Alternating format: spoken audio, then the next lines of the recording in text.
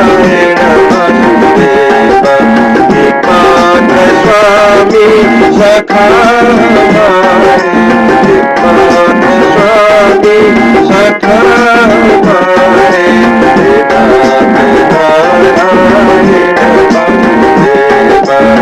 श्री कृष्ण गोविंद हरे मुरारी, नाथ नारायण श्री कृष्ण गोविंद हरे मुरारी, नाथ नारायण एकमात्र स्वामी सखा हमारे, एकमात्र स्वामी सखा हमारे, नाथ नारायण श्री कृष्ण गोविंद हरे मुरारी, नाथ नारायण।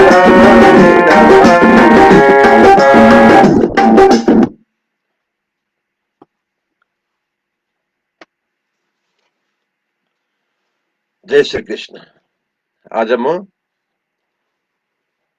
श्रीमद् भागवतको 136औं दिनमा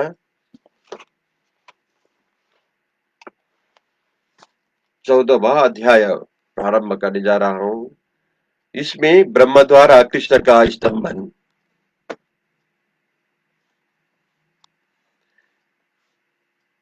के विषय में हम श्रवण करेंगे। विधि प्रभु पहचान कई किन्न विनय उहचार, सो 14वें सकल वर्णे कथा विचार। ब्रह्मा जी बोले, ये स्तुति करने योग्य प्रभु नंदन, आपको मैं बारंबार प्रणाम करता हूं।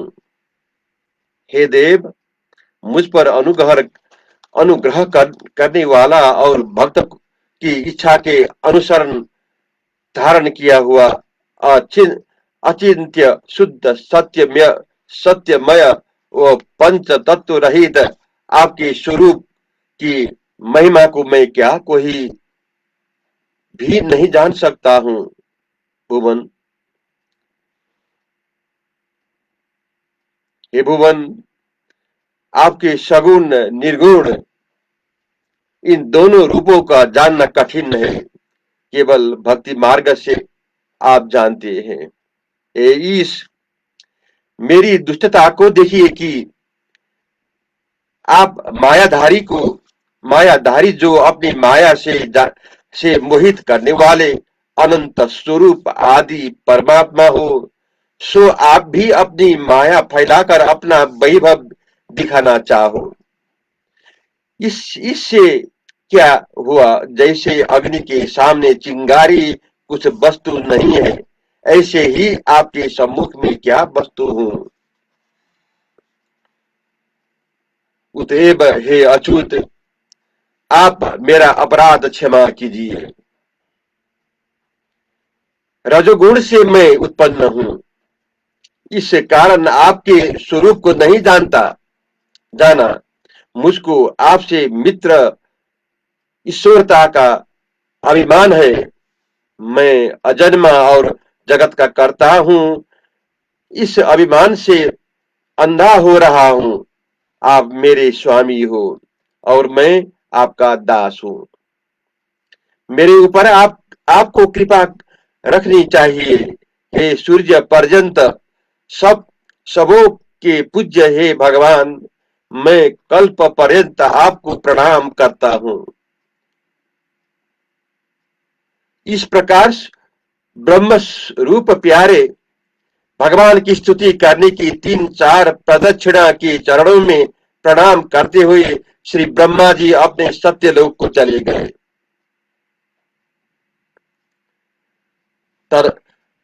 तदंतर श्री कृष्ण ब्रह्मा जी की आज्ञा के अनुसार पहले को नाई स्थित ग्वाल मंडली के प्रति बछड़ों को घेर कर यमुना जी के तट पर ले आए और पहले की तरह अपने सखाओं में विहार करने लगे। हे राजन, ब्रह्मलोक में श्री कृष्ण के बिना हुए ग्वाल 1 वर्ष पर्यंत ठहरे, परंतु श्री कृष्ण की माया से मोहित हुए उन्होंने उस समय को एक घड़ी के समान समझा। वे सब ग्वाल वाल श्री कृष्ण से कहने लगे कि हे भैया कृष्ण, तुम बछड़ों को घेर बहुत शीघ्र ले आए, अपने तो एक ग्रास भोजन नहीं कर पाया। अच्छा, अब जाओ और भोजन करो। श्री कृष्ण यह सुनकर हंस पड़े और फिर अपनी मित्र मंडली के साथ भोजन करके वहां ले चल वहां ले चलकर मार्ग में सूखे हुए अजगर सर्प के चमड़े के दिखाते हुए ब्रज में आए। वन से आकर सब ग्वाल वाल अपने माता पिताओं से कहने लगे कि आज श्री कृष्ण ने वन में एक बड़ा भारी अजगर सर्प मारा और उससे हमारी रक्षा करी। परीक्षित बोले, हे ब्राह्मण, उन ब्रजवासियों का ऐसा प्रेम पराय पुत्र श्री कृष्ण में कैसे हो गया था, क्योंकि इतना प्रेम तो अपने और लगे पुत्रों में नहीं था। श्री सुखदेव जी बोले, कहने लगे कि हे राजन, सब प्राणियों के बीच अपना ही आत्मा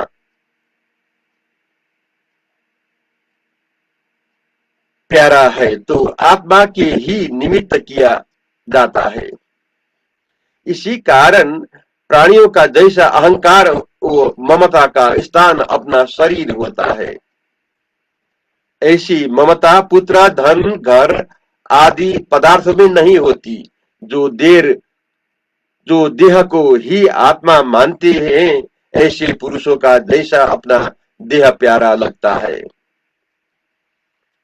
वैसे प्रिय पुत्र आपके नहीं लगते। यदि शरीर भी ममता का स्थान हो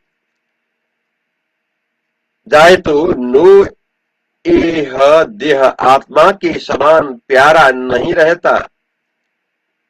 इसको फिर सुनिए, यदि शरीर भी ममता का स्थान हो जाए तो यह देह आत्मा के समान प्यारा नहीं रहता, क्योंकि जब देह जीर्ण होने से मरण तुल्य हो जाए, ऐसे निश्चय होने पर भी जीवन की आशा बजबती रहती है।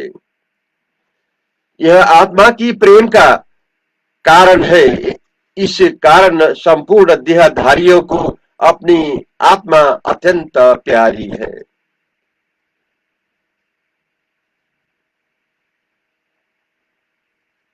उसी आत्मा के अर्थ संपूर्ण चराचर जगत प्यारा लगता है। सो श्री कृष्ण जी को आप संपूर्ण देहधारियों का अंतर्यामी आत्मा जानो। श्री कृष्ण जी जगत के हित के अर्थ साधारण मनुष्य की नाई देख पड़ते हैं। हे राजन, जो हरि भगवान का कुमार अवस्था में किया हुआ कर्म बालकों ने पुगंड अवस्था में कहा, उसका कारण आपने पूछा था, यह वृतांत हमने आपसे वर्णन किया। जय श्री कृष्ण। अब मैं 15वां अध्याय प्रारंभ करने जा रहा हूं। इसमें धनुक वध के विषय में हम श्रवण करेंगे। 15वें वर्णन कियो धेनु चरा बत श्याम, धेनु का बद अति हेतु क्रम सो वर्णन अभिराम। सुखदेव जी बोले, कुमार अवस्था व्यतीत हो जाने के उपरांत पौगंड अवस्था में दोनों भाई गौओं को चराने के योग्य हुए। अपने ग्वाल वाल सखाओं के साथ गाय चराते हुए वृंदावन को पवित्र करने लगे।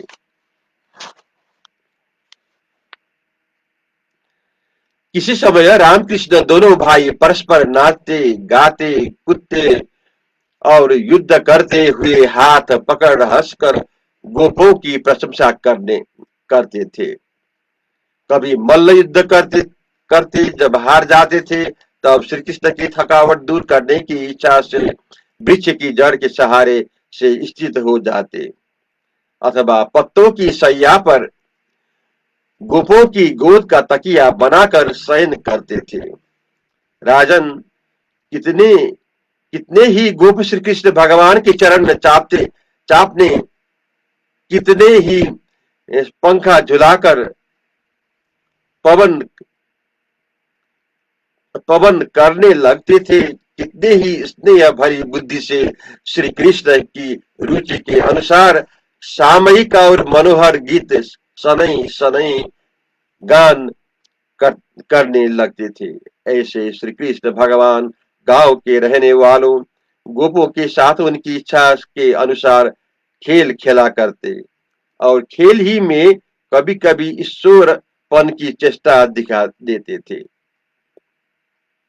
एक समय श्री बलदेव जी और श्री कृष्णचंद्र का सखा सुदामा नाम गोपाल और सुबल स्तोक कृष्णाधिक गोप प्रेम पूर्वक यह कहने लगे, हे राम, हे कृष्ण, यहाँ से थोड़ी दूर पर ताल के वृक्ष का एक साधन साधन वन है।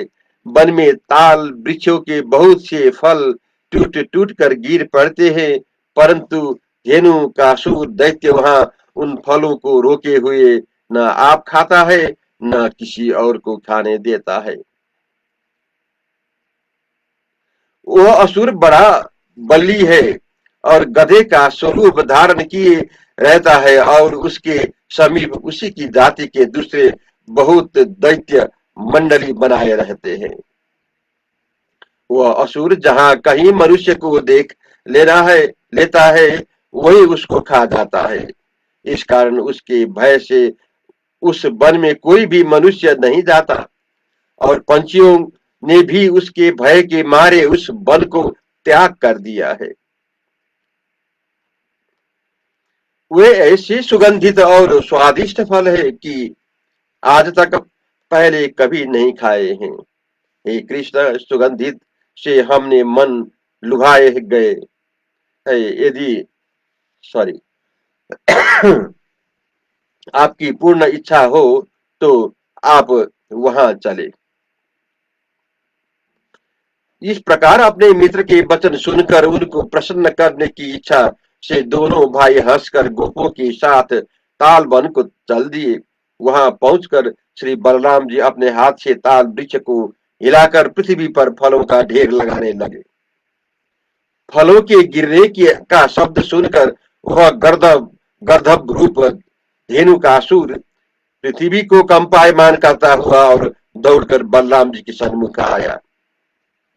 महाबली धेनुकासुर ने शीघ्रता के से बलराम जी की छाती में अपने दांतों पांव के एक दुलती मारी और बड़े शब्द से रेखता हुआ दुष्ट चारों और दौड़ने दौड़ने लगा। फिर उस गर्दभ रूप असुर ने क्रोध से उल्टी ही श्री बलदेव जी पर दोनों पांव चलाए। तब तब तो बलराम जी ने एक ही हाथ से दोनों पिछले पैर पकड़कर उसको घुमाया। जब घुमाते घुमाते उसके प्राण निकल गए तब एक ताल वृक्ष के ऊपर दे पड़का। हे परीक्षित, उसकी चपेट से समीप के सब वृक्ष कांपने लगे। जिस वृक्ष पर पटका था वह बड़ी चोटी वाला वृक्ष गिर पड़ा। उसकी चपेट से दूसरा, फिर उनसे फिर तीसरा, ऐसे ही अनेक वृक्ष गिर गए। जब धेनुकासुर मर गया, जब उसके जाते के सब अनुसार रूपी गधे क्रोध करके श्री कृष्ण बलराम जी पर झपटे, उस समय उन दोनों भाइयों के सन्मुख जो गधे आए उनके पीछे पांव पकड़ पकड़ कर रामकृष्ण ने लीला से ताड़ वृक्षों पर फेंक दिए। उस समय लाल लाल ताल के फलों के समूह से भरे हुए गधों की लाशों, लोथों से और ताड़ वृक्ष की शाखाओं से ऐसी शोभा होने लगी जैसे रंगी बिरंगी घटाओं से आकाश की शोभा होती है। बलराम और श्री कृष्णचंद्र जी का यह महान चरित्र देखकर देवताओं ने फूल बरसाए। इसके अनंतर निर्भय होकर सब ताल फलों के खाने लगे। तदंतर सब ग्वाल वाल श्री कृष्ण बलराम सहित ब्रज में आए। श्री कृष्ण जी के दर्शन करने की इच्छा से इकट्ठी हो इकट्ठी हो गोपियां सम्मुख आई। श्री कृष्ण के मुख रूप मधु का नेत्र रूप भंवरे से पान कर ब्रज की स्त्रियों ने दिनों के विरह का ताप दूर किया। गोपियों ने लज्जा सहित हास्य और विनय पूर्वक कटाक्ष से जो सत्कार किया उसे अंगीकार कर ब्रज में पधारे। यशोदा और रोहिणी अपने पुत्रों की इच्छा के अनुसार सब पदार्थ उपस्थित रखती थी। जब ब्रज में स्नान और मर्दनादिक से इन दोनों भाइयों का परिश्रम मिट गया, तब सुंदर वस्त्र और दिव्य फलों को माला पहन चुबा चंदन लगाकर अत्यंत प्यार से माताओं का लाया हुआ मिष्टान्न भोजन कर सुंदर सैया पर जाकर शयन करने लगे। इस प्रकार श्री कृष्ण भगवान वृंदावन विहार किया करते थे। ये राजन, एक दिन बलराम जी के बिना सब सखा गणों को साथ ले भगवान यमुना जी पर पधारे। वहां मार्ग में ग्रीष्म काल की तपन से अत्यंत व्याकुल हो काली दह में जाए विष से दूषित यमुना जी का जल पान किया। हे महाराज, शिव विष के जल का स्पर्श करते ही सखा सब मूर्छित हो जल के समीप मरकर गिर पड़े। श्री कृष्ण ने उसकी ऐसी दशा देखकर उन सबको अपनी अमृत बरसाने वाली दृष्टि से जिलाया। फिर वे सब गोपाल शुद्ध आ जाने पर जल के समीप से खड़े होकर परस्पर एक दूसरे को देखते हुए परम विस्मित हुए। जय श्री कृष्ण।